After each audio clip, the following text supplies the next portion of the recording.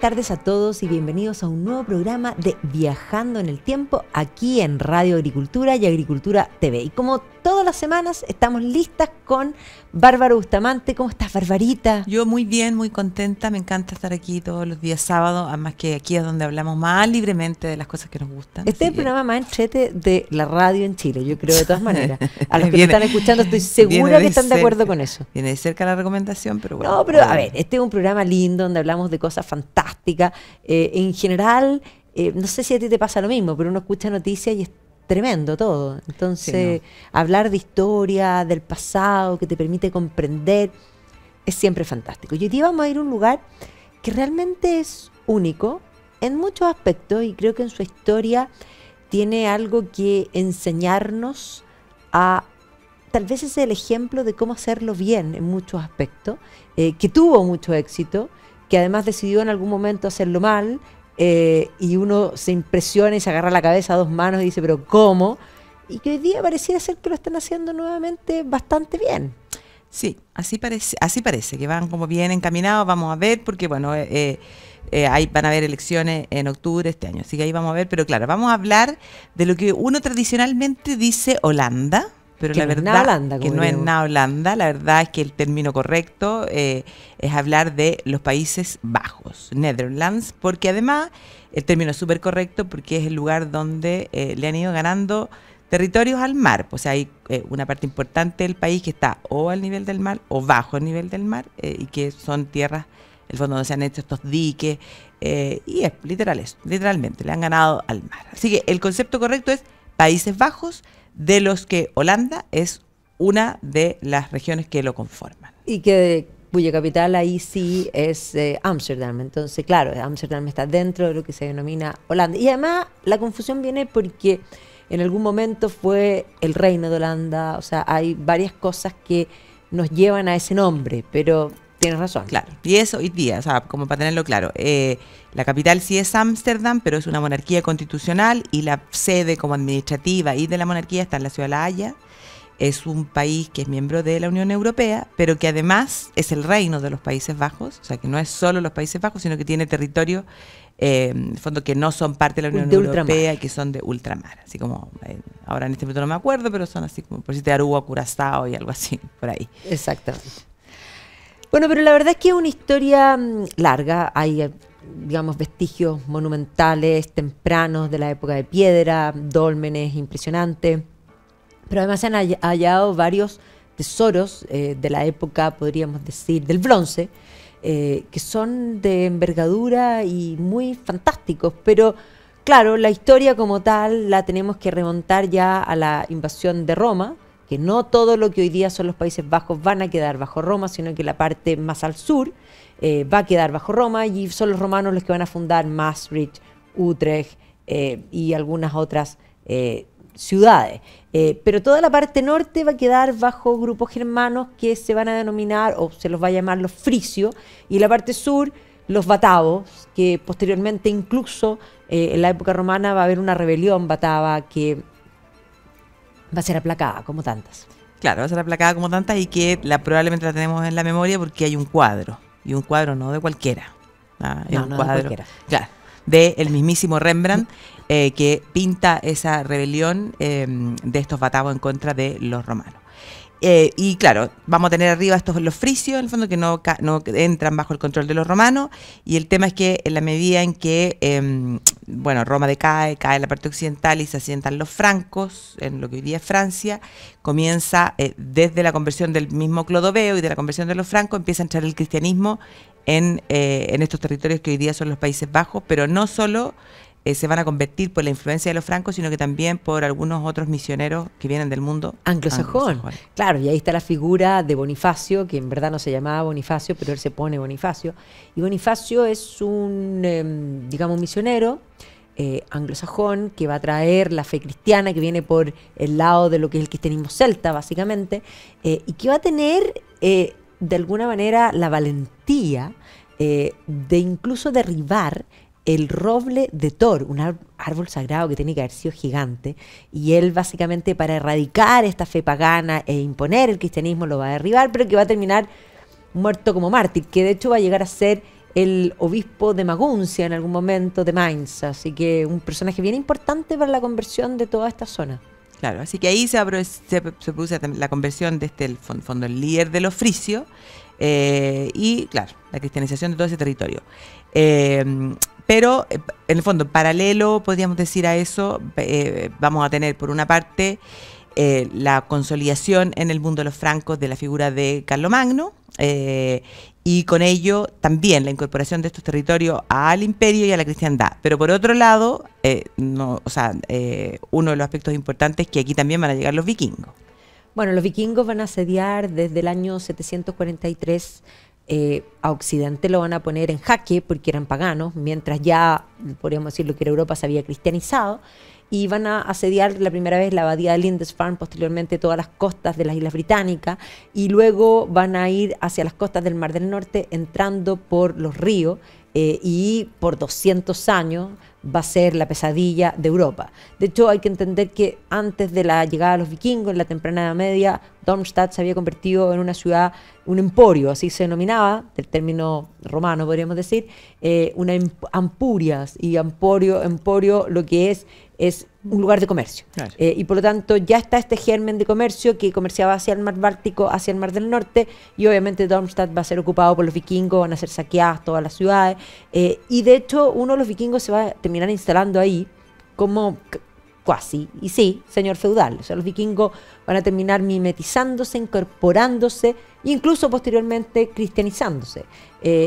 Pero este mundo vikingo finalmente va a ser detenido desde una formación nueva que podríamos decir, tras el Imperio Carolingio. Ese imperio se va a dividir entre los nietos de Carlomagno, y podríamos decir que esta historia está ligada a la parte del centro, lo que se llama la Lotaringia, que tiene que ver con la historia de los Países Bajos y con la historia del norte de Italia, básicamente. Pero a la muerte de Lotario eso se va a dividir entre los hermanos, y por lo tanto esta historia va a quedar vinculada al mundo germano, donde posteriormente nace el Sacro Imperio Romano Germánico, y es desde ahí de donde se va a detener a los vikingos en esta zona.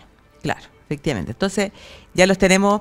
Hay que pensar que si uno le pone una fecha, en el 962 tenemos como el surgimiento de ese Sacro Imperio Romano Germánico con la figura de Otón, y entonces tenemos que los Países Bajos quedan vinculados a este mundo germano, pero no va a ser en el fondo un dominio permanente, ¿no? Porque aquí pasan muchísimas cosas y van cambiando de mano, podríamos decir, estos territorios. Pero hay que comprender que si pensamos ya en la característica fundamental que tiene estos territorios, es que están como orientados al mar, y entonces comienzan a surgir una serie de ciudades que cobran importancia y que van a ser en el fondo, o van a dominar el comercio tanto en la zona del mar Báltico como del Mar Negro. Claro, bueno, el siglo XIII es el momento de surgimiento de ciudades, y de hecho si uno piensa, tenemos el fenómeno de las universidades que van a ir surgiendo, las ciudades, los burgos, y Europa básicamente iba en un repunte importante cuando, sin duda, una de las cosas fundamentales que en el siglo XIV se va a producir la peste. Y la peste es una hecatombe en todas partes. Y claramente en la pospeste van a haber una serie de fenómenos, por una parte fenómenos económicos positivos, pero también va a haber pugnas y problemas políticos, porque hay que ajustar este mundo que había colapsado, porque básicamente lo que hace la peste negra es que colapsa el sistema feudal, porque ni los señores feudales ni la iglesia pudieron dar respuesta a esta situación. Y entonces con los Países Bajos va a haber una serie de pugnas, y estas pugnas, tras una serie de movimientos, van a terminar con que Borgoña, Francia, el ducado de Borgoña se va a hacer de estos territorios, y ahí efectivamente Felipe el Bueno va a terminar imponiéndose como señor de esta zona. Entonces parte de lo que hoy en los Países Bajos va a quedar bajo Borgoña, los borgoñones, y otra parte vinculada al Sacro Imperio Romano Germánico. Pero este es un periodo del auge económico, que hablábamos también pospeste. Esta buena administración, esa buena combinación va a generar un arte magnífico, porque el arte solo florece cuando la economía le va bien. Sí. Y ahí tenemos figuras maravillosas como Van Eyck, por una parte, como, bueno, a mí el que más me encanta, bueno, Memling, por supuesto, pero Roger van de Weyden, que es realmente... Y todos van a estar al servicio de la corte de Borgoña. Se llama, claro, y si uno el arte flamenco. El arte flamenco, claro. Claro, y ahí también, por supuesto, la figura de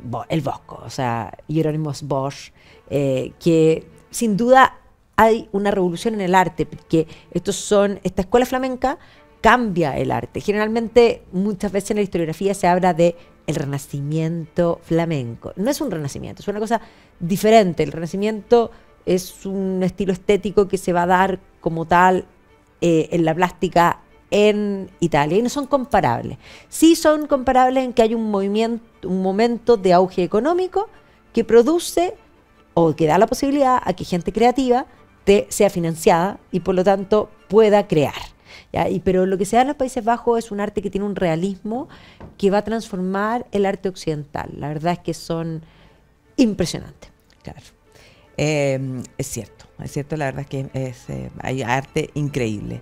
Y entonces tenemos que ahora, estos territorios quedan, una parte está con la influencia del Sacro Imperio Romano Germánico, pero fundamentalmente bajo el Ducado de Borgoña.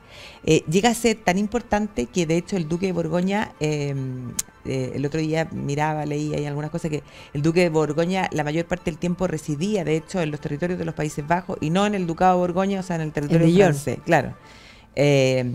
Y el tema, bueno, va a ser que ahí, después de la muerte de este Felipe el Bueno, va a venir, en el fondo, el periodo de su hijo, pero ese hijo, a pesar de que él intenta seguir como la línea del padre, bueno, va a morir prematuramente y entonces deja estos territorios a su hija, que es María de Borgoña. Y cuando eso pasa, la historia tiene esos vuelcos impresionantes, esas cosas como que uno dice, esto no era lo lógico que ocurriera, pero va a ocurrir.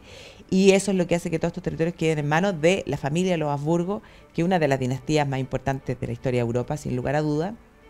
Porque claro, esta María de Borgoña, cuando hereda del padre, se convierte en la mejor de las candidatas para casarse con... O sea, ni Penélope tenía tantos pretendientes. Exactamente. Entonces, finalmente...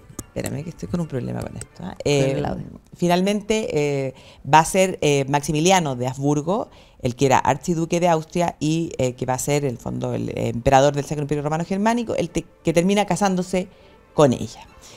Y ellos, María Borgoña... Claro, ellos son los padres de Felipe el Hermoso. Exactamente, de Felipe el Hermoso, de ese Felipe el Hermoso que va a casarse con la hija de los reyes católicos, ya, de Isabel de Castilla y Fernando de Aragón, la que es conocida como Juana la Loca, que en verdad no era loca, ¿no? Sino que ha pasado la historia de esa manera, pero no lo era. Y ahí es donde ocurren una serie de acontecimientos porque que van a hacer que el hijo de este matrimonio, que es Carlos, finalmente herede ya prácticamente toda Europa, salvo Francia e Inglaterra. Porque Juana no era la heredera de los reyes católicos, sino que muere su hermano Juan, después muere su hermana Isabel, muere su sobrino Miguel de la Paz, y ahí recién ella se transforma en la heredera. Y entonces ella estaba llamada a ser, en el fondo, archiduquesa de Austria y emperatriz consorte, probablemente, pero finalmente, bueno, todo va a caer en este Carlos, y ahí es donde se produce el cambio, podríamos decir, del dominio, y todos estos territorios de los Países Bajos quedan en manos del que es Carlos I de España o Carlos V del Sacro Imperio Romano Germánico. Bueno, y ahí efectivamente con Carlos V ya en Alemania se va a producir uno de los eventos trascendentales de la cultura occidental, que es el quiebre de la cristiandad en 1520 con la Reforma. Lutero rompe con la Iglesia en 1520 y este movimiento de Lutero va a hacer que otros reformadores también comiencen a hacer sus iglesias, y hay que comprender que para los Países Bajos las primeras oleadas reformadas son luteranos. Posteriormente se va a generar una otra rama de la Reforma en esa zona, que son los llamados anabaptistas. De hecho, los menonitas vienen de Simon Meno, que efectivamente va a estar en esta zona, y posteriormente van a ser calvinistas. Y ahí es bien importante porque en 1566 se va a producir un evento que es en el fondo una fiebre iconoclasta, donde van a entrar las hordas a todas las iglesias y van a romper todas las imágenes. Una cosa que es realmente así como una locura colectiva tremenda. Y obviamente esto va a generar resquemores. Carlos no pudo con la Reforma en Alemania, y básicamente cuando él abdica en 1555, antes de este movimiento, él decide dejarle estos territorios a su hijo, porque él divide, en el fondo le deja a Felipe II, España, los Países Bajos, también considerando que tal vez desde España pueden ser mejor defendidos, porque además tenía conflictos con Francia en esta época y por lo tanto Flandes era fundamental para mantener las tropas contra el rey francés, en fin. Y obviamente ultramar. Y por otro lado su hermano le deja el Sacro Imperio Romano Germánico. Claro. Y entonces, bueno, cuando llega Felipe II a reinar sobre estos territorios, claro, la cosa se va a poner compleja porque Felipe II, a ver, Carlos V había nacido en Gante. Sí, pues era flamenco. Era flamenco, que eso hoy día es Bélgica. No hablaba castellano, o sea, y su hijo al contrario. Su hijo solo va a pasar alrededor de 4 años en la corte flamenca, pero después va a regresar a España y de hecho Felipe II es quien establece Madrid como capital y no va a salir nunca más del territorio español. O sea, entonces, básicamente se queda en el Escorial. Básicamente se queda en el Escorial. Pero no me cuentes. No te cuento. Vamos a comercial y volvemos.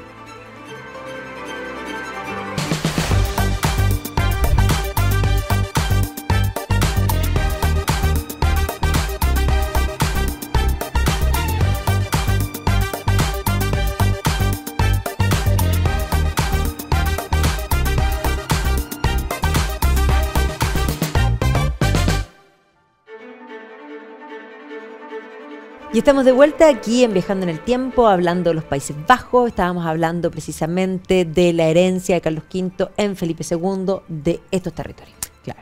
Y Felipe II, como decíamos, se queda ahí en el Escorial, no tiene mucho contacto con los Países Bajos, pero lo que él sí quiere, como gran defensor del cristianismo, existe toda esa leyenda negra más del oscurantismo de Felipe II, él quiere no solo detener el avance, sino que Felipe II soñaba como con volver atrás, o sea, recuperar para la cristiandad todos estos territorios. Y eso es lo que va a hacer que tome varias decisiones. En primer lugar, dejar a su media hermana Isabel de Parma, que era una hija que había tenido Carlos V antes de su matrimonio, y nombrarla ahí como, en el fondo, como para que tratara de controlar la situación.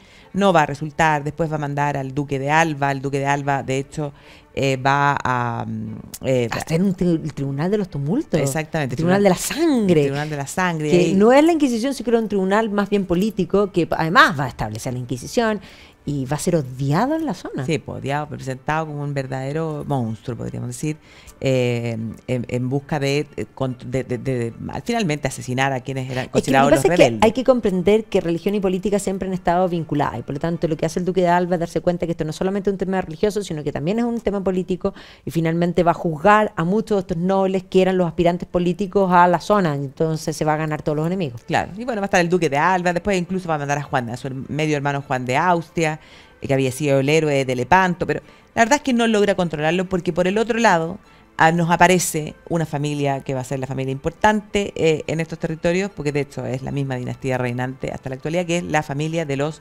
Orange-Nassau, que son un poco los que dirigen el grupo rebelde y que quieren lograr la independencia de estos territorios de la corona española. No, y además la familia Orange va a lograr aliados posteriormente y esto va a complicar mucho la situación y por eso esta guerra se extiende, esta guerra de la independencia, como le llaman ellos, es lo que se llama la guerra de los 80 años. Son 80 años no de conflictos permanentes, porque también es un periodo que a pesar de que hay guerra, va a haber esplendor económico. Y por eso también para España esto era tan importante, porque era una zona tremendamente rica, claro. No era cosa de simplemente dejarla. Y esto se va a extender además porque esto se va a complicar con la inmiscusión internacional en el tema, que además se va a mezclar en un momento con la llamada guerra de los 30 años en Alemania. Alemania tiene, digamos, fases en los conflictos religiosos. La primera es de 1525 a 1555 con la paz de Habsburgo, que coincide con la abdicación de Carlos, por una parte, y por otro lado después se recrudece esto en 1618, que se llama la Guerra de los 30 años, y ahí van a estar participando todas las potencias y esto se mezcla con esta guerra de los 80 años en los Países Bajos, y ahí va a intervenir Isabel I ayudándolo porque Isabel odiaba a España, o sea, enemigo común, claro. En el fondo amigos, los enemigos de mi enemigo son mis amigos. Claro. Y obvio que esto se va a complicar. Posteriormente vamos a ver que en algún momento se va a decretar, en el fondo, a Guillermo de Orange fuera de la ley. Y él va a decretar que él no es obediente, claro, al monarca. Jurar la obediencia claro, al rey. Claro. Jurar, o sea, en franca rebeldía. Y esto lo va a convertir en la figura, porque además ahí él va a hablar de independencia, más allá de que él era calvinista, él está peleando por la independencia de todos, de los calvinistas y los no calvinistas. Claro.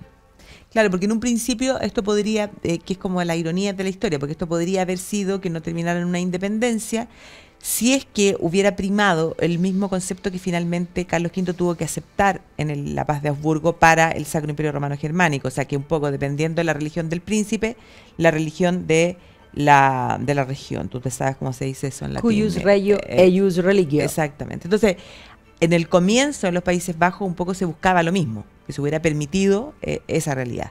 Pero claro, Felipe II era bastante, podríamos decir, Carlos no pudo detenerlo, pero Felipe II intenta, en el fondo, hacer retroceder la reforma y bueno, finalmente termina en que empiezan a buscar ya finalmente la independencia de España. Y entonces, claro, se va a producir esta guerra en el concepto europeo, la de los 30 años, y aquí la guerra está como de la independencia de los 80 años, que finalmente terminan en el año 1648, donde ya no queda otra que reconocer la independencia de los Países Bajos. Exactamente, y con esto se va a estructurar, y aquí es bien importante porque se van a estructurar estas provincias que son independientes, donde no hay una monarquía, porque esto va a ser siempre una república. Claro, parte siendo como las 7 provincias unidas de los Países Bajos. Es una república donde se va a establecer la figura del Statuder. Y este Statuder va a caer en la mano de los Orange-Nassau, porque después de Willem Frans va a venir su hijo, y así el Statuder siempre va a ser de esta familia, con momentos distintos, porque va a haber un momento en el que no van a ser los Orange-Nassau, sino que John de Witt, por ejemplo, en un periodo específico que va a terminar pésimo, porque además eso va a coincidir con un periodo político muy malo, que es cuando Luis XIV invade, y los Países Bajos van a ser invadidos por Luis XIV y por los ingleses al mismo tiempo, y esto va a generar que John de Witt y su hermano terminen. Es que esa cuestión es tremenda. Los toman, en el fondo, los toman presos, los linchan primero, después los cuelgan, los cuartezan. Los cocinan y se los comen. Una cosa que tú decís, me estáis molestando. Claro, 1672. Impactante. Claro, impactante, porque claro, de ahí vuelve. No supo defender. Pero ahí vuelven los Orange con Guillermo III, que este Guillermo va a gobernar, digamos, más largo, del 72 e incluso por un tiempo más, pero en 1688 ese Guillermo de Orange, que se llama igual pero es Guillermo III, se había casado con la hija del rey de Inglaterra, que era Jacobo II. Después de la restauración en Inglaterra está Carlos II, su hermano es James II, que había sido el almirante, que había incluso peleado en estas guerras, en fin, un hombre bien importante.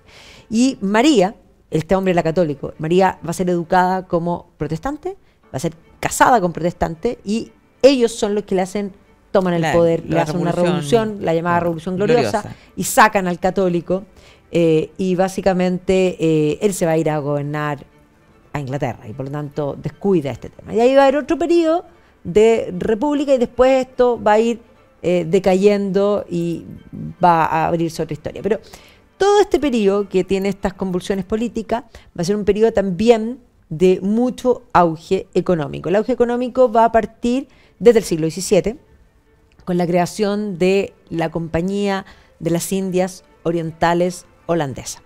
Y esta compañía va a establecer una idea genial. Esta idea es entregarle el monopolio del comercio en ciertas zonas por una cantidad de años, pero además, para poder capitalizar la compañía, a los holandeses se les va a ocurrir dividir la compañía en lo que ellos llaman particgens, acciones, básicamente. O sea, la primera compañía por acciones. Se las va a vender a la población, y la compañía va a empezar a crecer con este capital que tiene, y así va a ir capitalizándose, porque además los holandeses van a inventar todos los instrumentos financieros que van a permitir generar el capitalismo. Ellos van a crear los bancos centrales, y toda esta economía va a ir recirculando y creciendo, las ciudades, va a dar esplendor a todos los habitantes, porque la compañía va a llegar a ser la compañía más grande que ha existido en la historia. Era más grande que el país. O sea, entendamos, el país era, en el fondo, un país, podríamos decir, de empresarios, organizado por empresarios y liderado por esta compañía, pero además van a ver... Claro, y la compañía además actuaba como, o sea, como las veces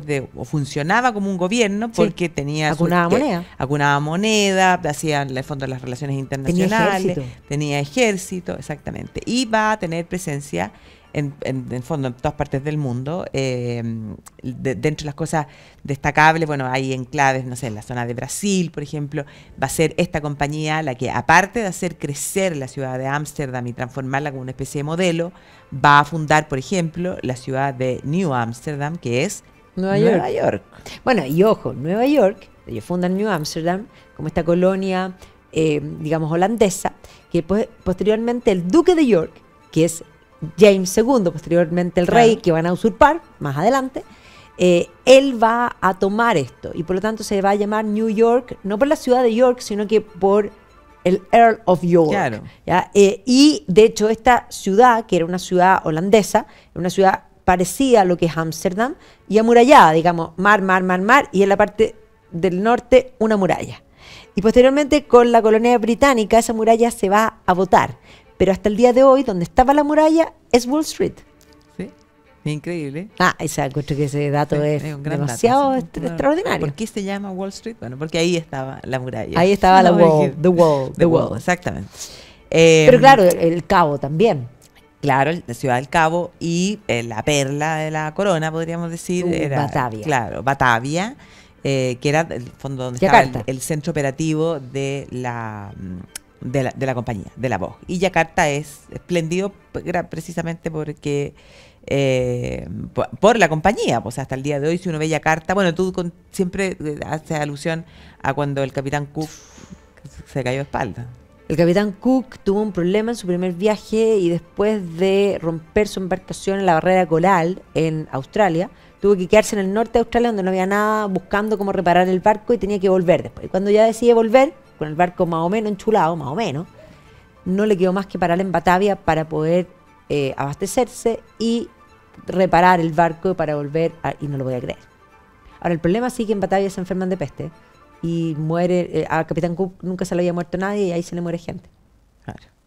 Así que bueno, eso habla un poco del esplendor de esta compañía, la propia ciudad de Ámsterdam, el edificio de lo que era la Vogue, es extraordinario, y uno ve como el loguito de la Vogue por todas partes. Existen esas alegorías, además, que habla de que, claro, ellos son los que, como puede decir, que abrieron el comercio al mundo, crean el capitalismo. Los creadores del comercio internacional, claro, ya expandido. Exactamente.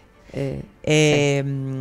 Pero, bueno, la cosa va a entrar, esto es lo que se llama, lo que históricamente se había llamado la época de oro neerlandesa, pero que hoy día, con esa cosa de que no se puede, porque... No se puede hablar del capitalismo, porque además una de las cosas importantes es que además esta compañía tenía además dentro de los negocios todo tipo de negocios, y dentro de los negocios el esclavismo también. Entonces, esa idea de que hay que pedir perdón por el pasado, cuando la mentalidad iba cambiando, claro. No fueron lo único que... Pero además este periodo de oro trae cosas magníficas, o sea, en todos los sentido. Económicamente, si uno ve el esplendor de la ciudad de Ámsterdam y todas las ciudades, el bienestar económico de la población extendida, pero además el florecer del arte. O sea, este es el periodo, nuevamente el arte florece cuando la economía funciona, y ahí uno se da cuenta que por qué el arte flamenco en general es un constante permanente de florecimientos constantes, tiene que ver con auge económico. Y ahí uno va a encontrar con la figura de Rembrandt, que sin duda es... De hecho, esa generación, Rembrandt es el gran maestro de muchos maestros, porque uno entra al Rijksmuseum y todas esas salas son magníficas, pero este retrato de colectivo que también tiene que ver, de grupo, pero también tiene que ver con este punto. Este bienestar económico producido por este capitalismo va a ser abundante para muchos. Y por lo tanto es esa idea de que es un win-win. Claro. Que es bien impresionante. Uno dice, ¿por qué se produce este retrato de grupo? Claro, ellos van a ser los maestros del retrato de grupo, que es poner en un mismo cuadro no a un grupo reducido de personas, sino que poner en un mismo cuadro una manga de gente, gente muy elegante, todos muy espléndidos, sí, po. Y además todos, o sea, cómo trabajar el rostro de cada una de esas personas. En general, hay algunos personajes que están como mirando al espectador, cada uno tiene su propia expresión y están puestos no de manera, no así todos en línea, sino que es una acción. Están como en movimiento, exactamente. Entonces, pues, busquen, no sé, bueno, la guardia nocturna de Rembrandt. La guardia nocturna es impresionante. Bueno, a mí me encanta la lección de anatomía. Yo creo que es una cosa espléndida. Pero además los retratos individuales de Rembrandt. Rembrandt es un gran maestro, pero no solo Rembrandt. Vermeeren. Sí, po. Vermeeren La a mí niña me de la encanta, perla. sus formatos sí son Chiquitito. chiquititos, pero Van de Hoek, hay una serie de artistas de este periodo que muestran claramente ese bienestar. Si tú te vas a Vermeeren, son las escenas cotidianas de distintas personas que tienen un buen pasar. Tú ves el interior de esas casas y efectivamente la decoración, los vestidos, muestran abundancia. Y eso es impresionante porque no hay nada más democrático que finalmente este sistema que va a dar bienestar a todos. Así es. Pero tras ese periodo de oro, que con lo que decíamos hoy día no se puede decir que es la época dorada, la época de oro, viene la de plata y empieza como un cierto declive que en el fondo coincide con lo que habíamos estado mencionando, en el fondo de todos estos conflictos, estas crisis políticas. ¿Y por qué llega un minuto en que dejan de hacer las cosas bien y las empiezan a hacer mal? Bueno, y ahí hay que decir que probablemente lo que va a traer el fin de esta historia tremenda va a tener que ver con la Revolución Francesa, porque la Revolución Francesa va a estallar en Francia en 1789, va a declarar la República en 1792, y es en ese minuto cuando, poquito tiempo después, en lo que son los Países Bajos, se declara una república, que se llama la República de Batavia, que se considera hermana de la Revolución Francesa, por lo tanto es una república de corte jacobino, socialista, y eso va a significar que esta nación que había estado abierta al mundo va a terminar cerrada al mundo, porque hay que entender que cuando se declara la República en Francia, en 1792, también se matan los reyes y por lo tanto el mundo entero, Europa, se va a tornar en una guerra contra Francia. Y Francia va a estar en guerra desde 1792 y hasta 1815, porque es en el marco de esa guerra en que va a aparecer la figura de Napoleón, ¿ya? Entonces hay que comprender que en el marco de las guerras contra, en el fondo, en los Países Bajos, por ejemplo, los británicos van a terminando tomando posesión de colonias holandesas, como era el caso de la ciudad del Cabo, por ejemplo, ¿ya? Y que posteriormente, cuando Napoleón sea derrotado, ellos se van a hacer definitivamente con esa zona, y por eso explica que eso haya terminado en manos de los británicos. Pero a río revuelto, ganancia de pescado de los británicos. Exactamente. Pero hay que comprender que en la época de Napoleón va a ser el primero que va a establecer, primero va a crear el reino de Holanda, convirtiéndolo en reino. No habían sido reino nunca, habían sido república, ¿ya? Donde había un estatúder que, si bien se había convertido en, podríamos decir, en hereditario, en la mayoría de las veces, porque no todas las veces, no eran reyes. Pero claro, ahora va a establecer el reino de Holanda y va a poner a su hermano, le gustaba poner a los parientes, a Luis, que Luis estaba casado con la hija de Josefina, que es Hortense. Y básicamente, si uno piensa en Ámsterdam, el municipio que se había construido, que era un municipio para una oda al comercio, con este atlas sobre el mundo. En la Plaza Dam. Ya, en la Plaza Dam se va a convertir entonces en el Palacio Real. Pero te cuento de vuelta.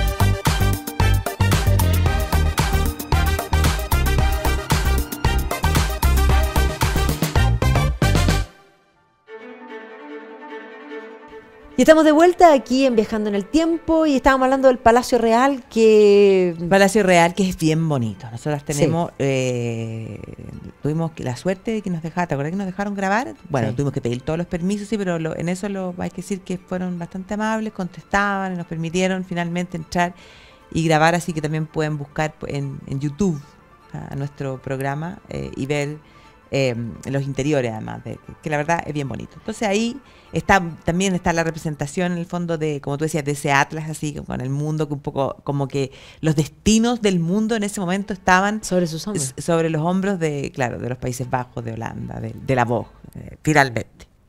Y así que ya, pues, entonces me estabas contando que Napoleón es el que va a establecer que eso ahí va a ser una monarquía, va a poner a Luis casado con Hortensia, que y Hortensia va a decorar. Sí, pues, y esos son los papás de el que va a ser Napoleón III. Exactamente. Claro. Pero al poco tiempo a Napoleón no le va a gustar la administración de Luis, va a decidir incorporar esto al primer imperio francés, ya en 1810, pero en 1815 Napoleón es derrotado. Y el Congreso de Viena quiere volver atrás y básicamente lo que hace es mantener esta monarquía que había sido inventada por Napoleón, pero ahora bajo la casa de Orange.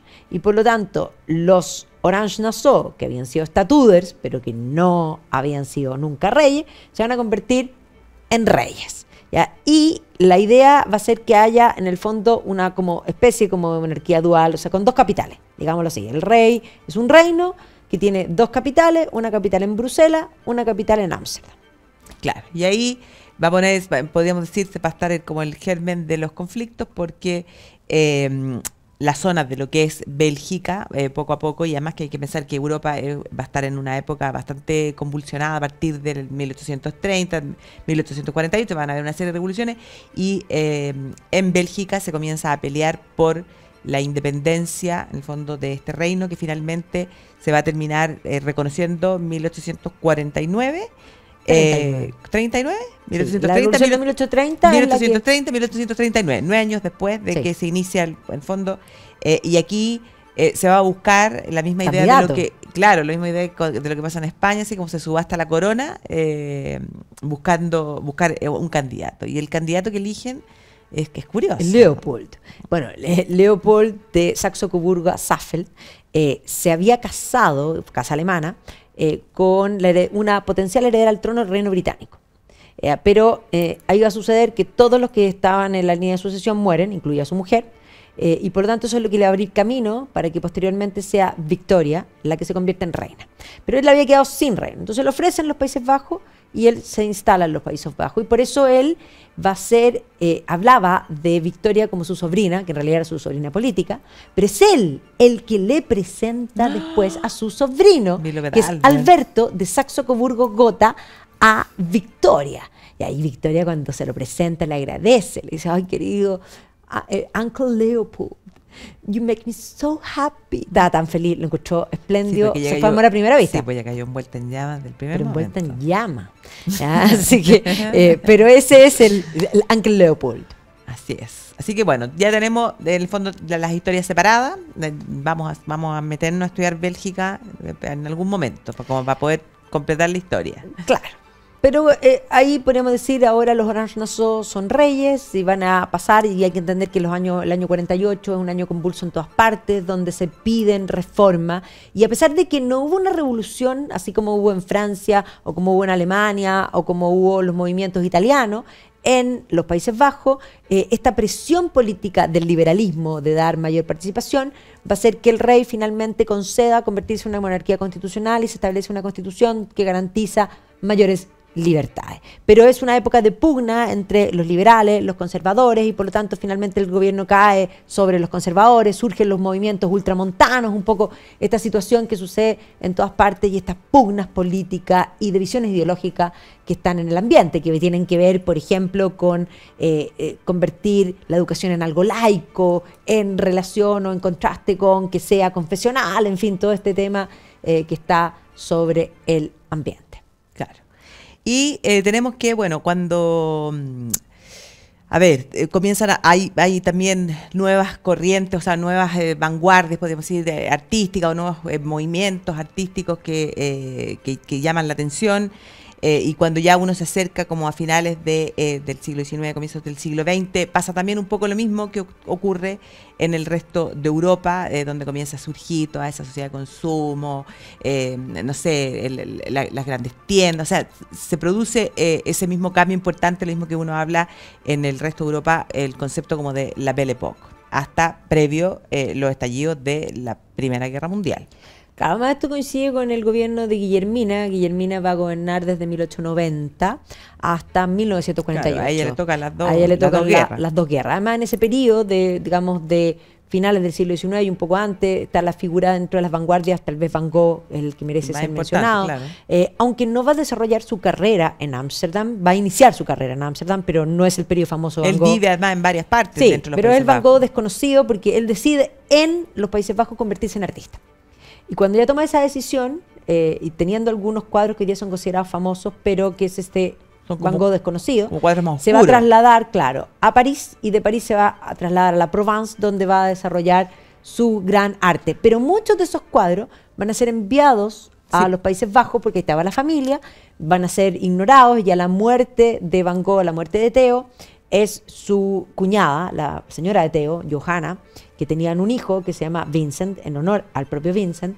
Ella es la que va a organizar exposiciones y lo va a convertir en alguien famoso y por lo tanto la familia va a alcanzar a tener gran riqueza gracias a los cuadros de Van Gogh. Y es este sobrino el que que hace funda el el museo museo en Ámsterdam, que es la mejor colección de Van Gogh en el mundo, sin lugar a duda. Entonces, claro, ahí entramos ya al siglo XX, las vanguardias que estamos hablando, el modernismo, en fin, pero la guerra cambia todo. Y los Países Bajos permanecen neutrales en la Primera Guerra, a pesar de que los alemanes con el Plan Schiffel van a invadir Bélgica, y ahí algo van a tener que actuar, pero básicamente van a mantenerse neutrales, lo que no era fácil. No, pues no era nada fácil. La Primera Guerra, bueno, va a terminar y en el periodo entre guerras, de nuevo, se vive un poco la misma situación que en el resto de Europa, o sea, esa idea de los locos años 20, de nuevo. Vanguardias artísticas ya más vanguardistas. Exactamente, las vanguardias más vanguardistas, un poco el deleite, el gozo de la vida después de lo que había sido el trauma de la Primera Guerra. La crisis del año 29 también los va a afectar, pero ahí, tras la crisis del año 29, es que como que aparece nuevamente, así como el genio, aparece de los Países Bajos para tomar y para hacer ciertas medidas, tomar reformas económicas que les permitieran salir de la crisis. Pero uno de los capítulos probablemente más dramáticos va a ser cuando se produzca el estallido de la Segunda Guerra Mundial. Claro, porque ellos deciden permanecer neutrales y a pesar de haber manifestado la neutralidad van a ser invadidos por los nazis.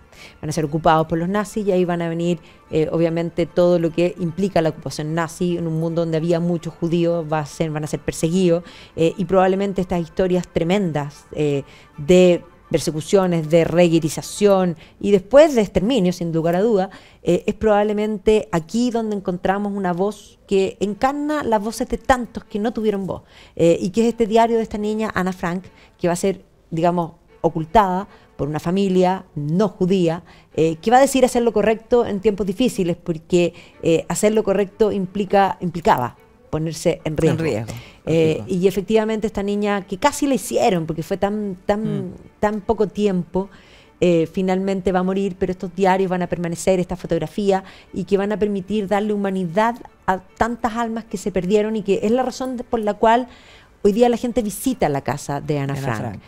Porque en esta pequeña historia están todas las historias. Sí, toda la historia de la tragedia, de lo que ocurrió en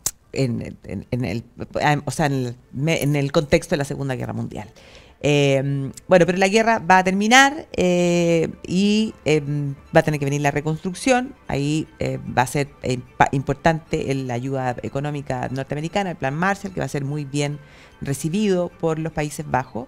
Pero eso va a ser a cambio, podríamos decir, de que finalmente los Países Bajos terminen renunciando y reconociendo la independencia de Indonesia, que se había declarado, o sea, justo al final de la Segunda Guerra Mundial, en 1945, estos territorios que habían estado ocupados por los japoneses. Una vez que Japón se rinde, Sukarno declara la independencia, los Países Bajos intentan mantener su dominio, se va a producir una guerra con episodios bien violentos, hasta que finalmente, tras la abdicación de Guillermina y el inicio del reinado de su hija Juliana, tengan que terminar reconociendo esa independencia en el año 1849.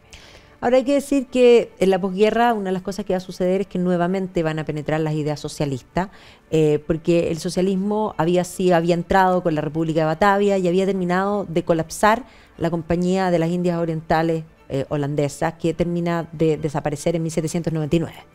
Y de ahí va a venir en el fondo esta pérdida de esa noción. Y ahora, en la posguerra del siglo XX, nuevamente, porque se va a empezar a construir el estado de bienestar, algo que nunca había existido porque no había sido necesario, porque el bienestar económico que había producido el comercio daba para que efectivamente todos tuviesen una situación más holgada. Pero estas ideas además van a seguir penetrando, y para la década del 60, donde básicamente el marxismo se reorganiza en su visión desde la Escuela Crítica de Frankfurt y penetra en Europa y que se manifiesta en mayo del 68 en Francia, va a tener un eco en los Países Bajos, en un movimiento que se llama el probo. Probo. El probo habla del concepto de no el proletariado, sino el probotariado. Y aquí van a ser el concepto de la Hizo contracultura, una cosa como de la querer provocación, socavar, claro. claro, la provocación de querer socavar esa cultura existente, de terminar con los valores. Por lo tanto, ellos mismos van a levantar la bandera del aborto libre, de la legalización de las drogas, de este concepto supuestamente pacífico, con bicicletas blancas, pero que básicamente lo que quiere es esta contracultura que vaya socavando. Y ahí aparecen los artistas vinculados a este movimiento, con las bicicletas blancas, que era la forma de protestar, Yoko Ono, John Lennon en su huelga por la paz, digamos, en la cama, Y con la bicicleta blanca. ¿Ya? Y obviamente que esto va a dejar, sí, la legalización de la marihuana por una parte, el aborto, que en el fondo van a ir posteriormente también, y estos movimientos que desde la izquierda y con los artistas, porque pensemos que el año, no sé, el comienzo de los 69, de hecho, Pink Floyd va a estar ahí, después Deep Purple, el propio Jim Morrison antes de morir en París, Janis Joplin, o sea, todo este movimiento artístico que además se viste de cool. Pero claro, los 70 van a ser complejos porque la crisis del petróleo va a perjudicar todo. Claro. Un poco esta cosa del probo y de todos estos artistas ahí, de que uno tiene muy en la mente que Ámsterdam es como la ciudad de la libertad, ya, o sea, efectivamente el consumo de la marihuana, el barrio rojo, se me viene a la cabeza. Pero esta tierra como que había sido esta tierra de la libertad, también había hecho desde tiempo atrás, o sea, Sí. siglos atrás, que no sé, era el lugar donde decidieron ir personajes como Descartes o Baruch Spinoza, sabiendo que ahí iban a poder desarrollar sus teorías y escribir, en el fondo, libremente y tranquilamente lo que se les viniera en gana, sin tener mayores problemas.